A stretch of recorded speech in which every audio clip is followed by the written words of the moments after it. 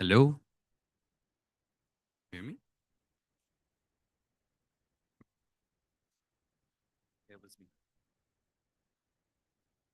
Good morning.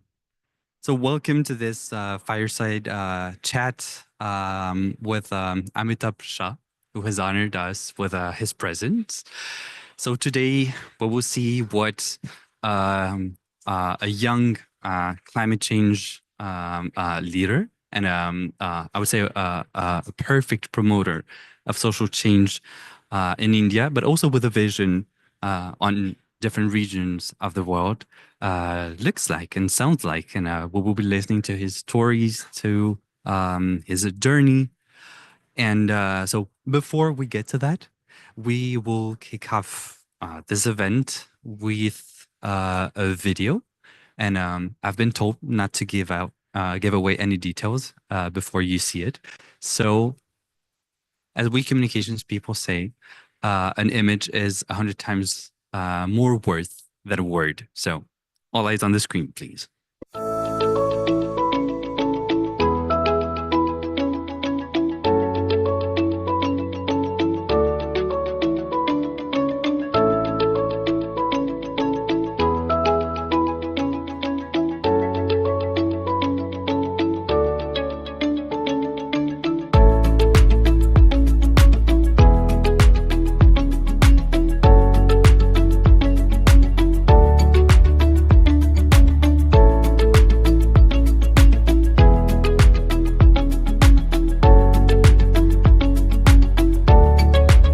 मेरा नाम जैनब है। मैं क्लास 12 की छात्रा हूँ। मैं गर्ल्स गवर्नमेंट तेकापुरा स्कूल में पढ़ती हूँ।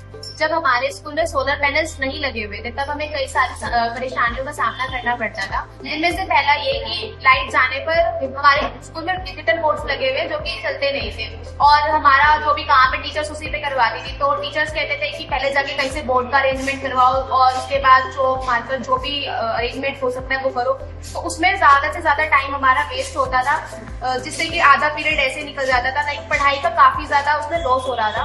और दूसरा ये कि ठंडा पानी पीने के लिए नहीं मिलता था और लाइट ना आने की वजह से पानी की शॉर्टेज भी होती थी, जिससे कि आधी छुट्टी में या ब्रेक के बाद ही पानी खत्म हो जाता था, बच्चों को पानी नहीं मिलता था। और ये था कि लाइट ना होने से कंप्यूटर क्लासेस हमारी नहीं लग पाती थी, कंप्यूटर लैब्स में कंप्यूटर नहीं चलते थे। और जब से सोलर पैनल्स लगे हैं तब से लाइट भी प्रॉपर आती है क्लासेस में और बच्चों को गर्मी का भी कोई गर्मी से भी कोई परेशानी नहीं होती और अच्छे से पढ़ाई हो पा रही है। डिजिटल बोर्ड चल रहे हैं और कंप्यूटर क्लासेस टाइम पर लग रही हैं और पढ़ाई भी बहुत अच्छे से सबकी चल रही है। Thank you Yuvan. Hello, myself Savita Yadav, principal GSS बासरिया।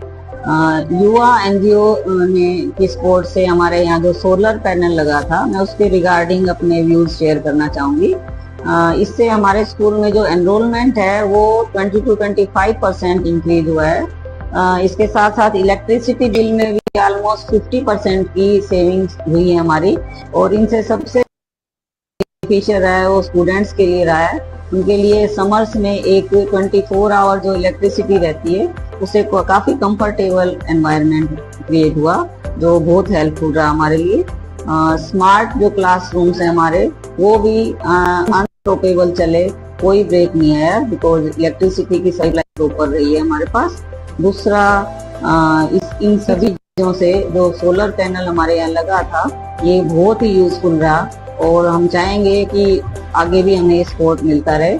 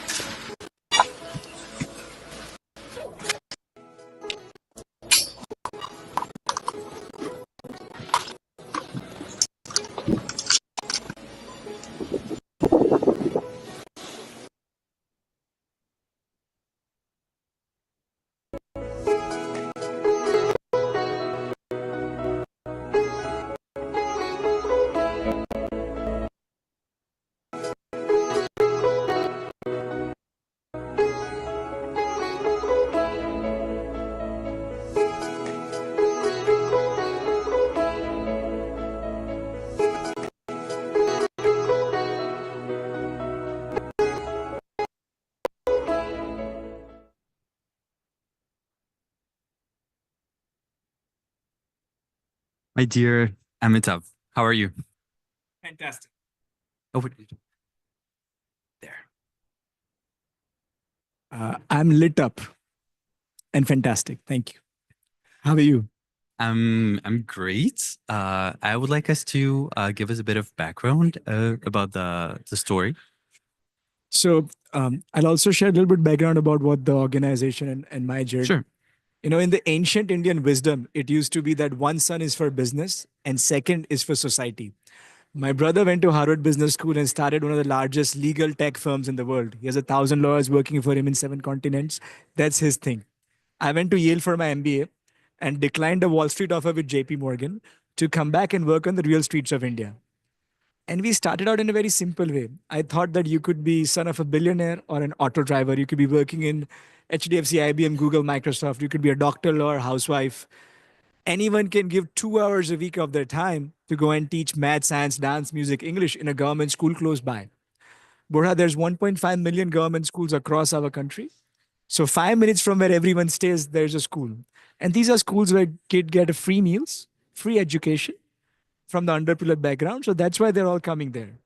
It's a fantastic model. And when our volunteers started going there, they saw a need inspired by Prime Minister's Clean India and Digital India movements to put in sanitation facilities, to put in water facilities, to put in smart classrooms so that the kids can learn through audio visuals and uh, solar panels as well to ensure that there is uninterrupted electricity, water harvesting, play areas, uh, training of the teachers, STEM labs. And then they asked me a question that will only the king's son become a king? I said, maybe in some countries, but here we can do something different. And he said, we are meeting children of auto drivers, of rack pickers, who are orphans, who are getting more than 80% in the 10th and 12th. Can we help them become doctors, lawyers, solar engineers, chartered accountants, unicorns? So we started a large scale project where we started transforming the schools with these improved facilities. And I'm happy to share we've reached 7 million children across 25 states across India in 7,000 schools. And thousands of our kids have now become cardiologists, gynecologists, surgeons. They're working in incredible companies like Ernst& Young as well. And now they're also paying it forward.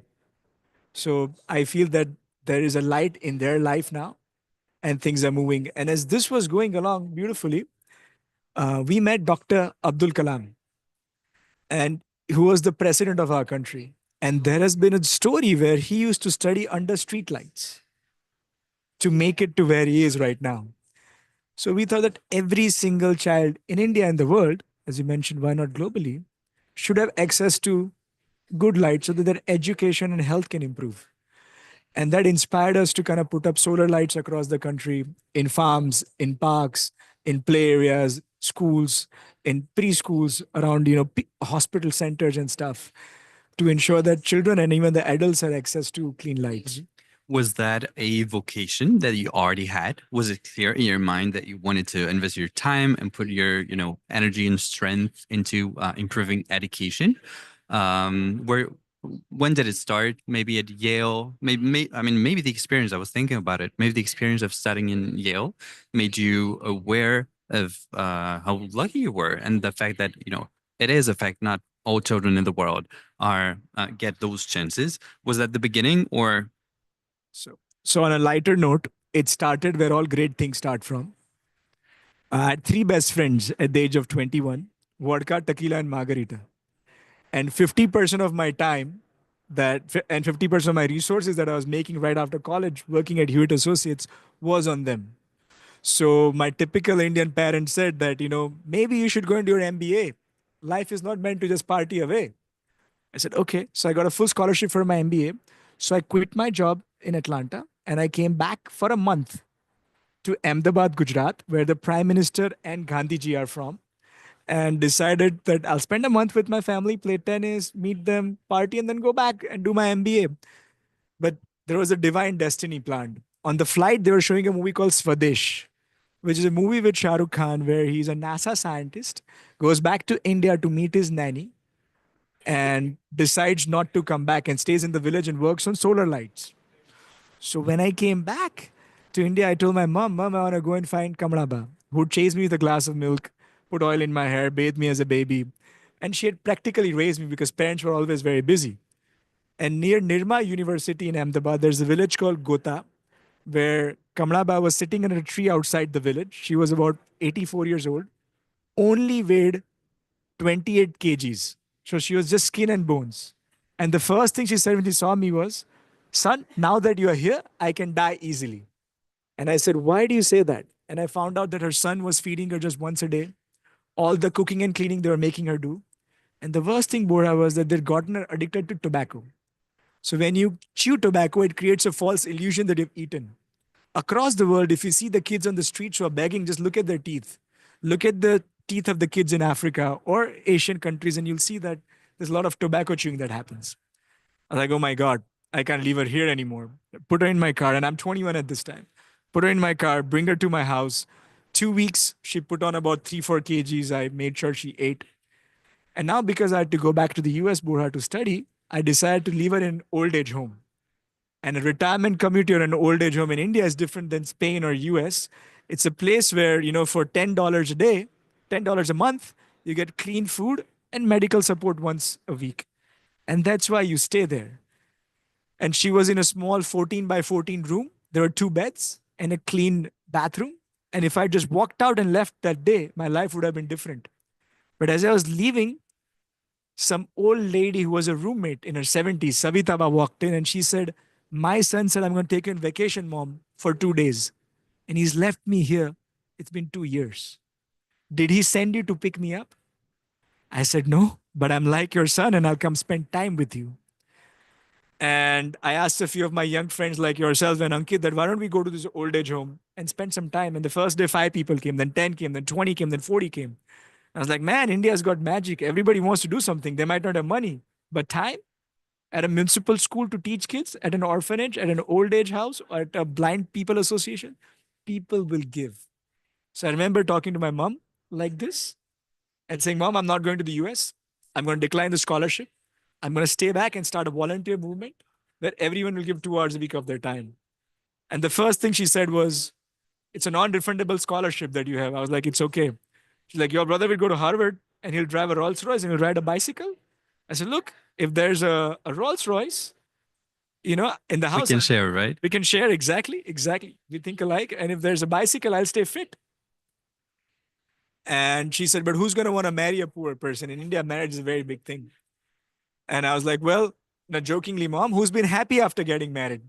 She said, "Stop it." Anyway, to make a long story short, we mobilized 150,000 volunteers from some of the largest multinationals in the world to go and teach kids. And from there, naturally, the process of evolution happened. And here we are today with 7,000 schools and 7 million children being benefited by the initiative. Can we give a round of applause, please? Thank you.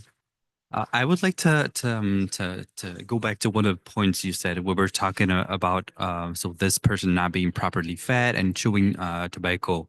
There's 2 sides to that. So on the one hand, it's unhealthy, but also we tend to forget the dignity aspect. Would you agree to that? Absolutely. I mean, how can a person who doesn't have like basic resources and that like even her family setting is pushing her into believing that no one will take care of them, how can that person be safe and without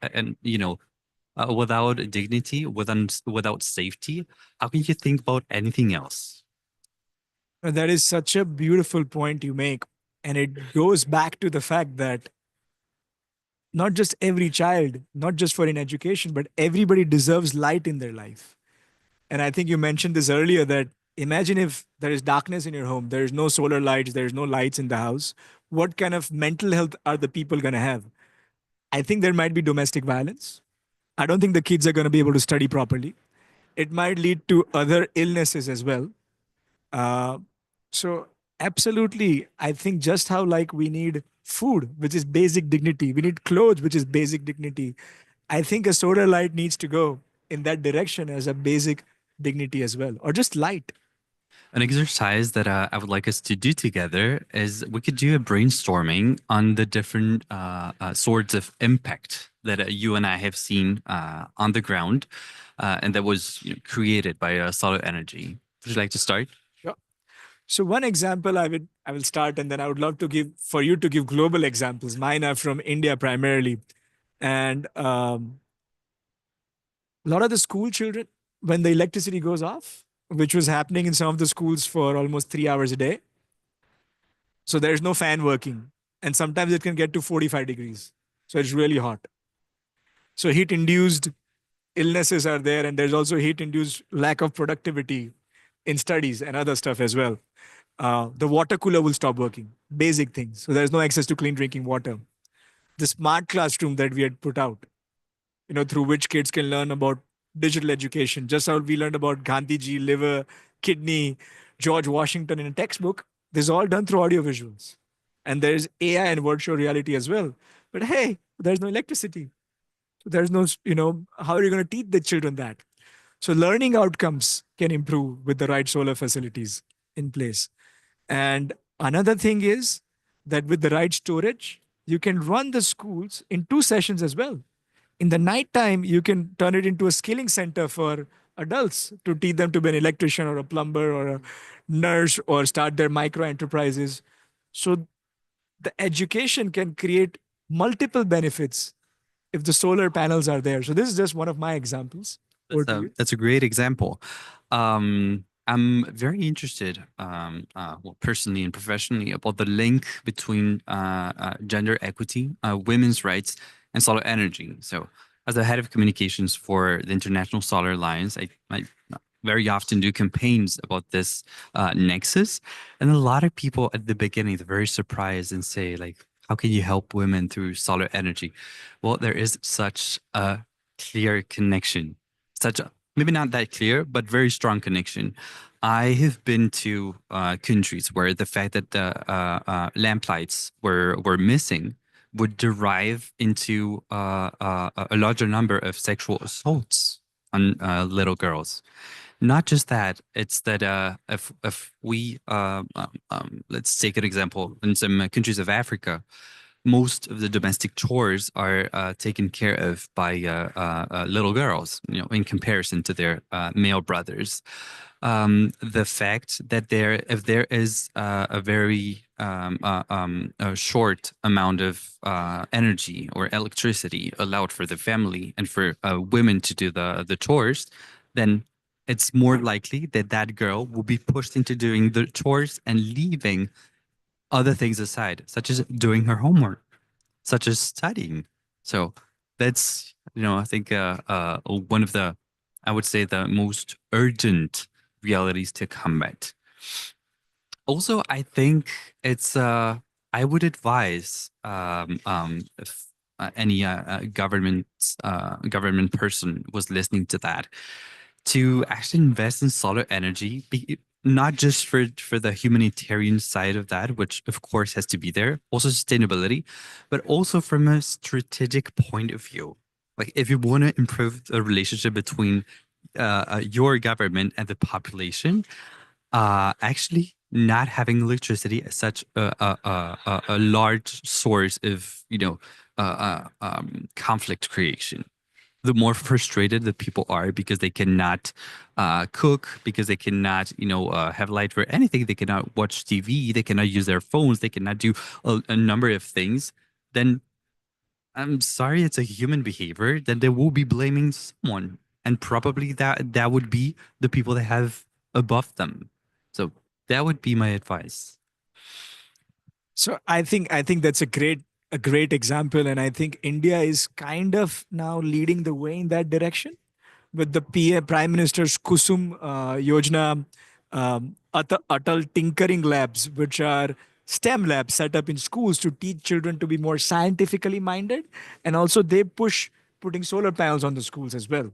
So there's a lot of government initiatives which have also supported innovative technologies in solar. So the pricing of solar has come down almost 80%. And there's a lot of indigenous technologies as well. Also, big push recently has been put towards, creating skilling around solar.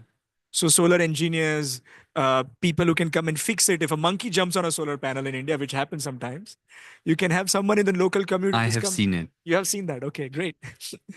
Monkey or A monkey. monkey?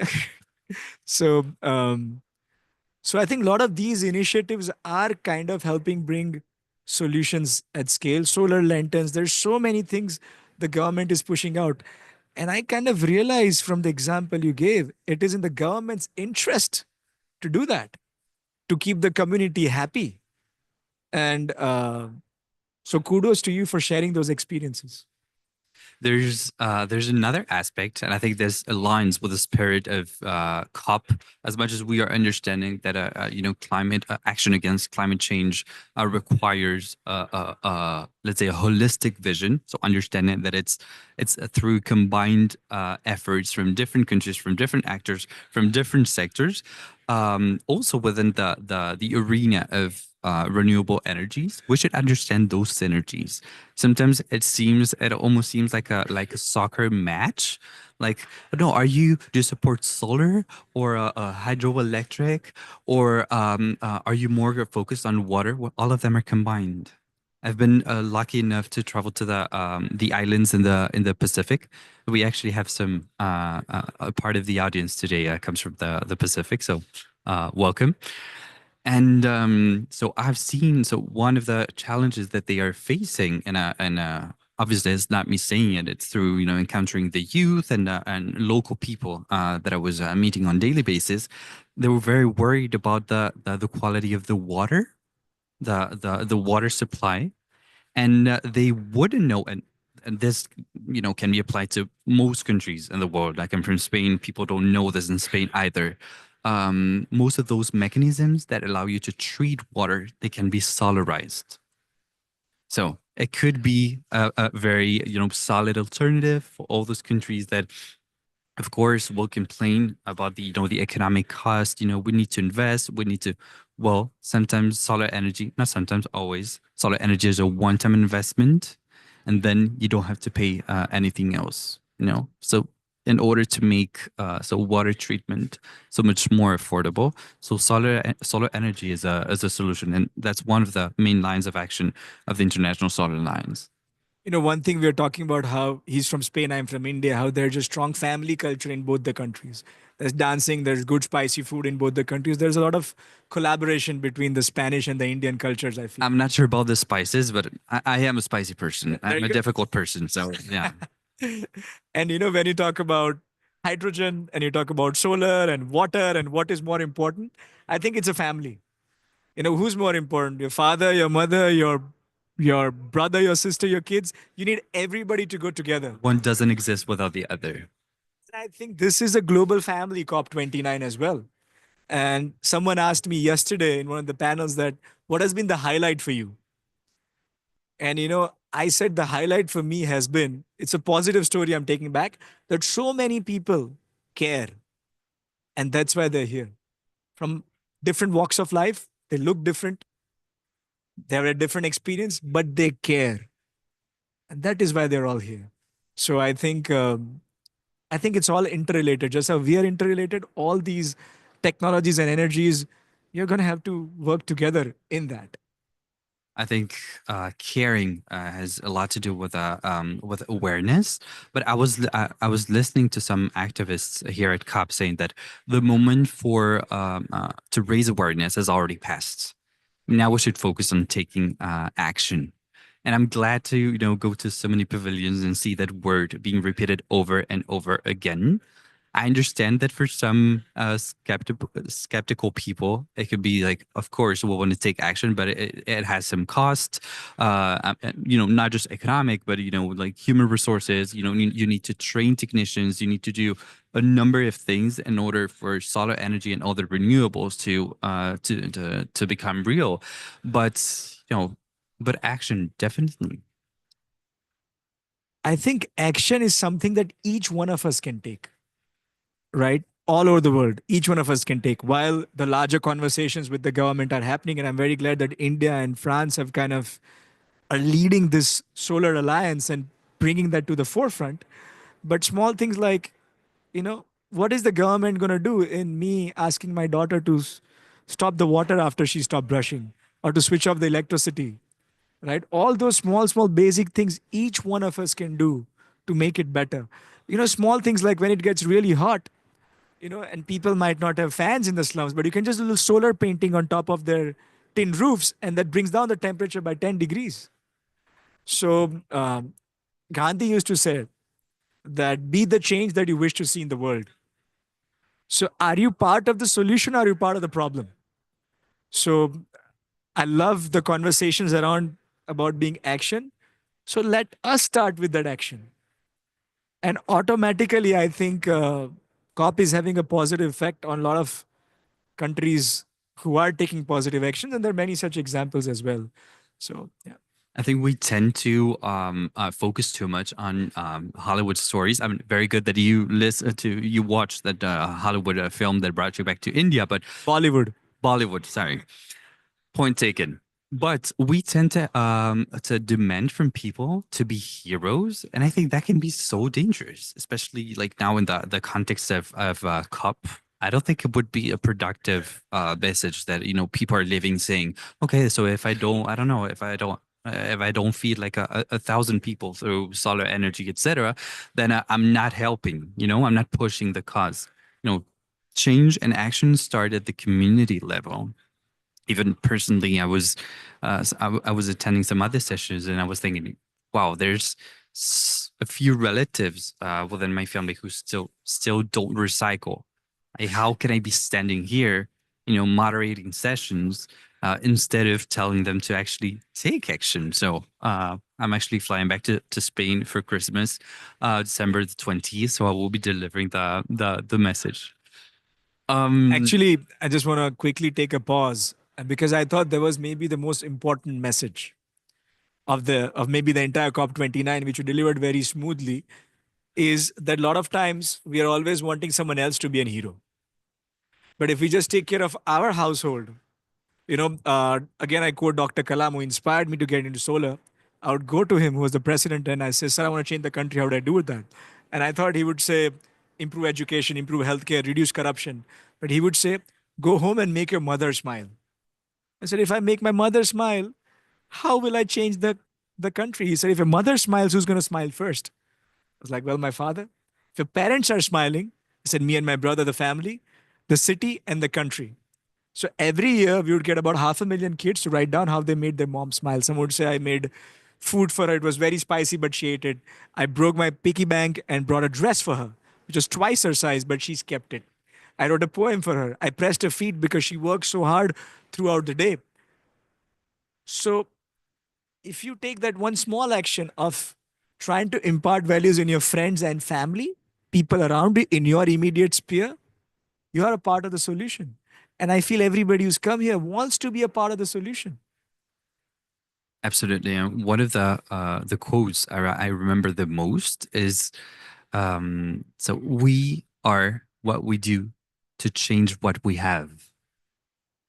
So basically, if you are someone that's even coming up with small efforts, but just different actions and persisting, that it means you are someone, right? We tend to hear that sentence, I was born to be somebody. I want to be somebody. Well, it's through those doable actions that it happens. But anyways, we're actually talking about very nice and fancy things. Let's talk about the barriers that we or that you have encountered whenever you were involved in those education programs. I don't know if it was related to knowledge, to maybe some resistance you encountered. If you could share that with the audience. So there's many such small examples. One such girl, her father said that after 10th grade we have to get them married. That's a part of our culture. And I said, oh boy. But she was getting 95% in a 10th standard. And she found us and she said, I want to be a chartered accountant. I want to be a CA. And so we went and counseled the father. And we said that if he would just let us study, we'll take care of the scholarship, we'll mentor her. Just hold off. If she fails even once, you can marry her off. Because we knew she was brilliant. And she was resilient. And Bora, she did her 12th with flying colors. She did her bachelor's. She was ranked nationally in her chartered accountant exams. She passed them at the first stretch. And now she's working in EY. How incredible is that? And now she's become a pillar of strength for other girls in her community, in her village, where everybody wants to be a chartered accountant or a doctor or engineer. And her father goes from house to house and says, make sure to educate the girls. And if you need any fees, I will take care of it. My daughter can pay for it. So it's been an amazing turnaround. So I think that's an example where if you just let the people know what the benefits can be, they will step up. So Because we tend to think that people don't want to change. Like we tend to demonize them. No, they don't want to support sustainability. They don't want their daughters to study. They don't want to. Well, have some mercy as well. Understand that they don't understand. It may be one of the causes, the lack of knowledge. Then, as you say, that's the power of advocacy. Going down to the communities and supporting them, encouraging them, sharing success stories with them, so that they don't see it, so remote and so inaccessible. I was speaking yesterday here in one of the panels with Sister Janti, who's a huge proponent of Raj Yoga meditation and Brahma Kumaris. And she spoke about listening, deep listening. When you go and meet anyone who's giving you a barrier, as a friend, as someone who deeply listens to what they are saying, you'll understand that they actually do want to change. They're seeking the right kind of help and right kind of support. Even if the person is extremely angry, if you had a deep, compassionate listening for that person, you'll see them change and transform very quickly, just in 5 to 10 minutes. And a lot of solutions, I feel, can come when we are not thinking of, oh, I've got this cookie cutter solution, which I'm going to, throw it at them. But if I just listen to them and customize something which will make sense for them, they will not just be open to it, they'll be a strong partner and ambassador for my work in their community. So I've seen this so many times. Actually, I'm thinking about two things. So going back to the Pacific, I remember talking to the youth. I was very surprised that so when we were talking about taking action and how they do it, and if they had limits and barriers and so, they said, Borja, first thing first, is not just about listening to us; it's about giving us our voice. How is it that each region is facing climate change related issues, challenges, realities, but decisions are taken from Europe or the US? So how can someone in the US speak like on our behalf? We are the youth of the Pacific. Does that mean that they know our islands better than we do? And it made perfect sense. I mean, I'm European. I was not hurt at all. But it made perfect sense. There's another thing that was coming to my mind. So a few days ago, we held this session on climate change and the role of youth within this fight. And so one of the people, after we finished the audience, gave me a great idea. He said, "So we need storytelling, but we need to use the empathy angle." And that was like a before and after in my mind. And I said, it is true. Like most of the times, if you think about the materials you have seen, about the communications you have received, most of the times it's someone telling you that you should, not contaminate. You should recycle. It's your obligation, etc. I'm not saying there shouldn't be such an ingredient, but maybe it shouldn't be the first. I mean, as I said, empathy. Maybe we should try doing campaigns and saying, are you aware that if you're throwing this bottle, then your friends in the Pacific or in Africa or in the US, because they're across the sea, their life quality will be decreasing? See? Instead of assuming that people are bad and that people are lazy and not taking action, just, let's try this innovative methodology. Let's not give up, right? I think empathetic listening and empathetic communication is the way of the future. I was speaking to Karan of ISA before this, And he spoke about how ISA has taken an empathetic route towards their communications on social media. A lot of stories of impact you are showcasing, right? So if stories of impact about a farmer, because of solar lights, how he's able to increase his livelihood and take care of his children in a better way and improve his crop in a better way. A story of, how someone got married because there was a solar light in their community hall, you know. A story where, the local government was able to actually make good decisions because there was solar light in their, panchayati office, in the government office. A solar light was there in a PHC center, which is public health centers, because of which someone was able to get cured of a migraine or a heart issue or something like that.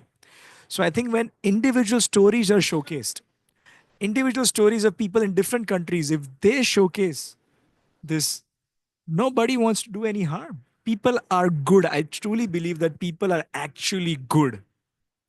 If you can touch that nerve, they'll do it. For example, everybody here's got a chair of their own and they're comfortable. If we just put 4 chairs and said you sit on top of each other, not gonna be so comfortable. But we know that. That's why we've got more chairs here, so each one is comfortable. So we'll try to make people at ease and peace if we just know that that is what gives them comfort. And believe me, I'm talking to the audience now. We are not aware of the impact of solar energy. We could have done all the sessions throughout the entire week, just talking, pointing out the different benefits. I remember now you're mentioning about the empathy and the hope. So I went to shoot a film on the impact of solar energy in South America and Guyana. So it was a remote area, not an island, but a very remote area. And so that community was suffering because they wouldn't have a stable electricity supply, and which translated into women not being able to deliver, or sometimes even delivering on the boat to the main city. Incubators were not able to function. Very dramatic. There was this guy from the community, and the moment he knew that the healthcare center within his village would be solarized, and it would have AC, and it would have incubators, and all that is brought along with solar energy, that he said, "No, I do want to take the effort to study medicine abroad." He took a scholarship. He went to China. He learned Chinese in order to follow his lessons, and not just that. So he got offers from many developed countries. He could have been, a doctor in Europe and the U.S. He said, "No, I'll come back because now they have provided me with the basics. Like, I needed some support. Now that I've gotten it, now I will do my part." Again, as I said before, let's not assume that people don't want to make that change. Maybe they're just asking for a part of it to be done for them so that we can join forces. So when he came back to Oriala village, his niece was so inspired by him and said, "No, now like my relationship with my uncle has improved. Now I want to become a doctor myself." Actually, that little girl, she was facing some problems. She was bullied at school. And because I think it's an obligation to remain realistic. The bullying didn't stop, but she said, "But now I have like an additional resource in my mind. I have this hope. I have this, this clear goal that will keep me through all that." Yeah. I think that's a great point that, people do want to change if we can help with a part of it. There's a friend of mine here, Pratik, who's actually gotten the children to help children for an incredibly sustainable initiative. And Karan wanted me to have him share quickly in a minute about the wonderful initiative he's doing. So if you would like to quickly come here and... Thank you, Amitabh. Hello, everyone. I'm Pratik. I'm actually from the city of Amitabh, Ahmedabad, in India. We have started an initiative called Ek Beti, Ek Cycle, which translates to one daughter, one cycle. So the initiative actually helps the rural high school girls continue their education.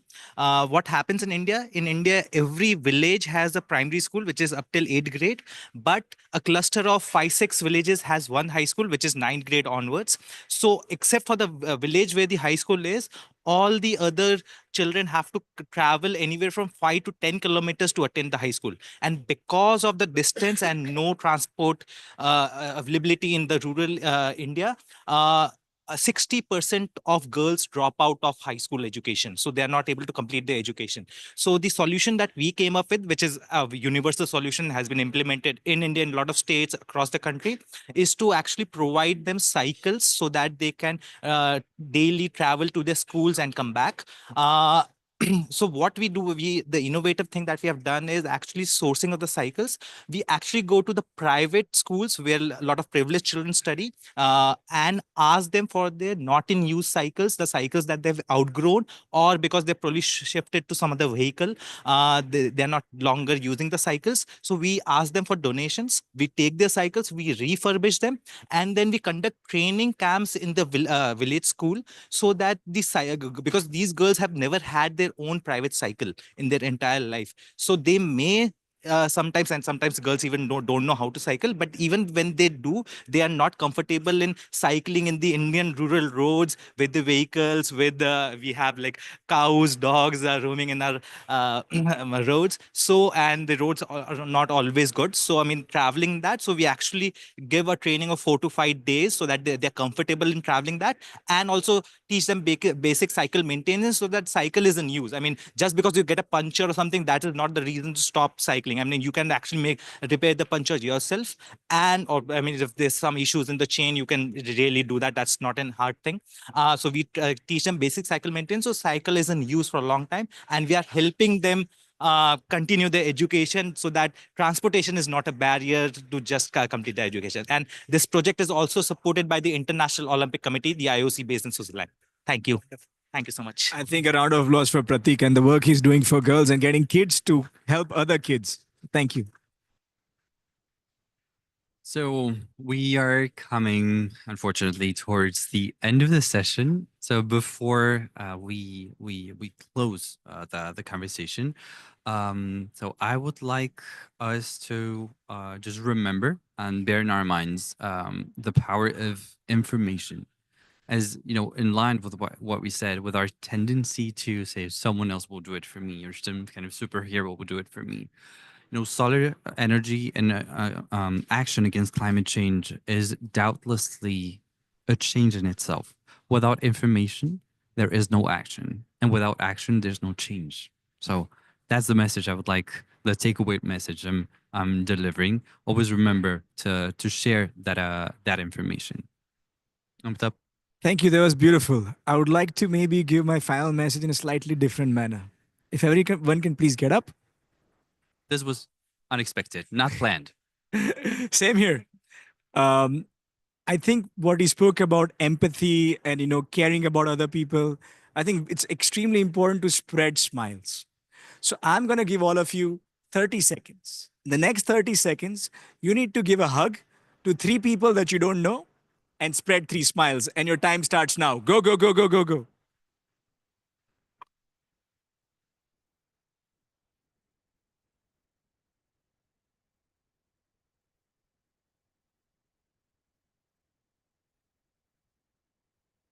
So spread smiles, be empathetic, and God bless all of you. Thank you so much, Borja, for being an incredible you. partner in this. I actually won the contest because I did 4, not 3. Thank you, everyone. Thank you for coming. I hope to see you all on LinkedIn.